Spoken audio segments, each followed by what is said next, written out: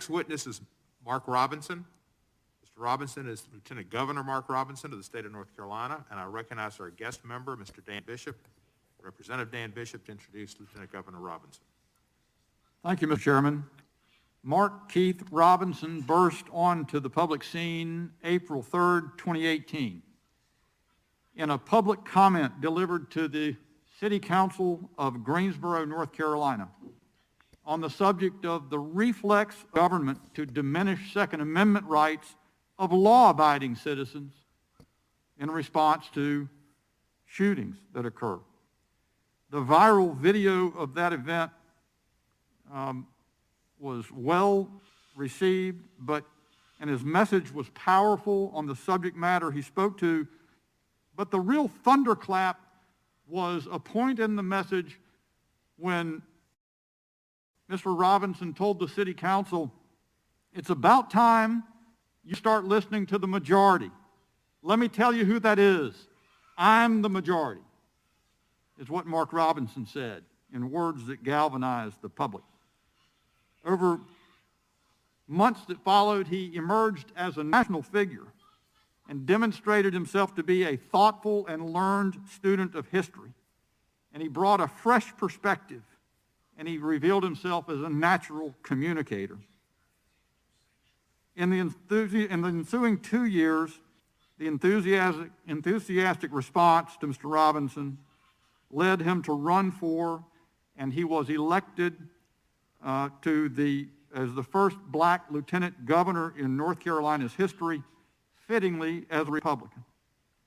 No person in public life today better articulates the essence of our core freedoms and opportunities, or more effectively debunks the absurd wokeism that afflicts our political discourse than Robinson. Lieutenant Governor Robinson epitomizes the promise of American liberty and opportunity. And I can think of no one better to cut through the hyper-partisan exaggerations we have heard in recent discourse over voter integrity and to provide an honest assessment of the best ways to ensure that all Americans can realize the American dream regardless of their background than Lieutenant Governor Robinson. Lieutenant Governor, thank you for being here today, and I look forward to hearing your testimony. You're recognized for 5 minutes.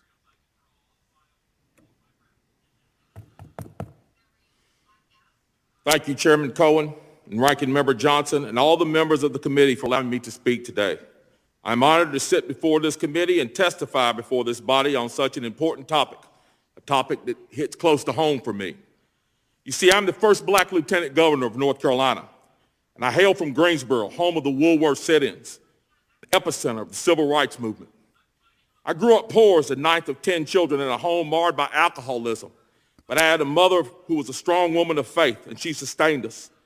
She was also a woman who lived through the terribleness of Jim Crow and witnessed firsthand the sacrifices made by those to ensure that black voices would be heard in government. I know right now she is up in heaven smiling as she sees her son here sitting in this committee hearing. But today I'm not here to talk about myself. I'm here to talk about voter discrimination and election integrity. The subject of this hearing is the evolving landscape of voter discrimination, and it certainly has throughout our nation's history. Let me say that I am very proud of the history in this nation of my people. My people were put in the belly of ships, bound in chains, and endured the Middle Passage. My people were whipped, beaten, and sold as property during slavery. During Reconstruction and throughout Jim Crow, black people were intimidated, harassed, and even killed to keep them from having a voice in government. Symbols like chains, nooses, and burnt crosses are not just symbols of death. They are symbols of forced and coerced silence. The sacrifices of our ancestors. So I have the opportunity to become the first black lieutenant governor of my state, to see a black man sit in the White House for 2 terms, and for millions of us to be leaders in business, athletics, government, and culture, add up to an incredible story of victory. But today, we hear Georgia law being compared to Jim Crow. The black voices are being silenced, and the black voices are being kept out. How? By bullets, by bombs, By nooses? No. By requiring a free ID to secure the vote. Let me say that again. By requiring a free ID to secure the vote. How absolutely preposterous. Am I to believe that black Americans who have overcome the atrocities of slavery, who were victorious in the civil rights movement, and now sit in the highest levels of this government cannot figure out how to get a free ID to secure their votes?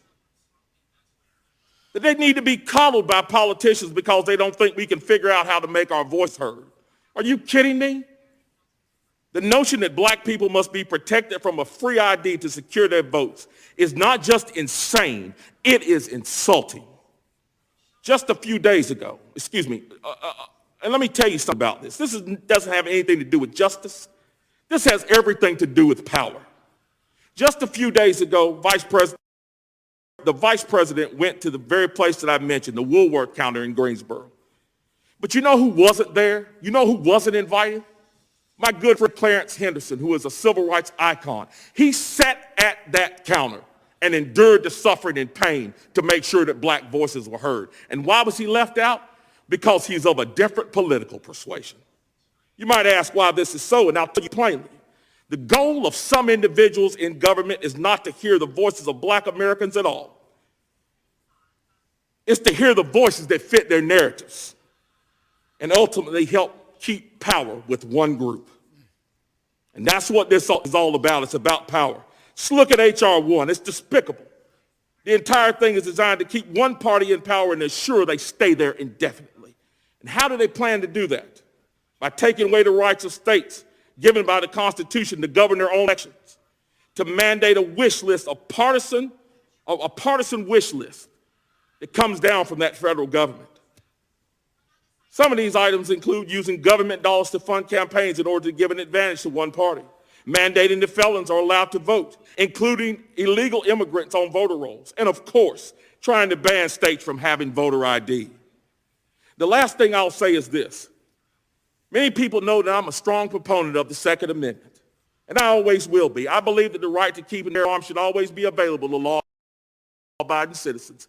But the first line of defense in maintaining the integrity of the Second Amendment is having an ID to show and requiring that ID when you purchase that firearm. In the same way, I believe that voter ID is our first line of defense for protecting the integrity of the right to vote. And that's what this should be about. It should be about integrity, not power. Thank you.